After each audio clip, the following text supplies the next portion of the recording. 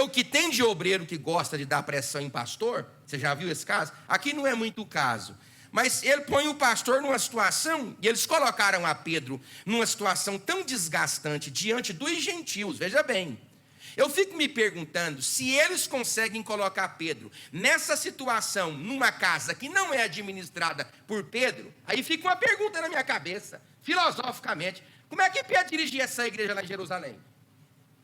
Porque se entre os gentios, a casa de Paulo, os de Tiago, que nem de lá são, consegue mudar o comportamento de Pedro lá, e lá, como é que Pedro lidera esse negócio ou quá?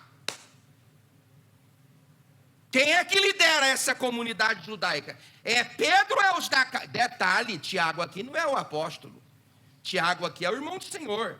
Então, se Pedro sente ameaçado, pastorilmente falando, pelos da casa de Tiago, numa comunidade gentílica, como é que Pedro está dirigindo lá a igreja, lá em Jerusalém?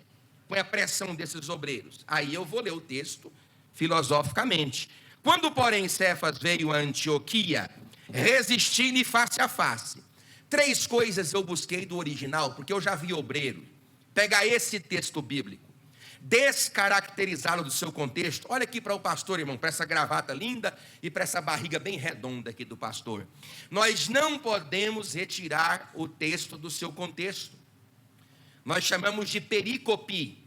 A informação do texto está no contexto. Sem a compreensão contextual, eu não tenho a informação que o texto quer me dizer. Logo, mais importante do que o texto que eu leio é o contexto que eu preciso entender. Então, eu não posso tirar esse texto aqui e vogar para mim uma autoridade sobre o meu pastor que eu não tenha.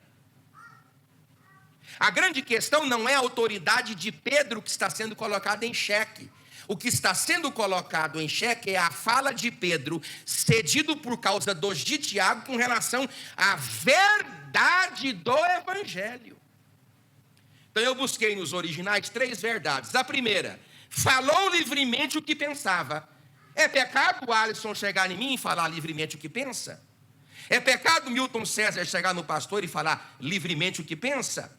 É pecado o pastor Efigênio chegar em mim, evangelista Oemes? É pecado um dos dirigentes chegar até mim e falar livremente o que pensa? Não, não é pecado, porque nem sempre é o que se fala, é como está falando.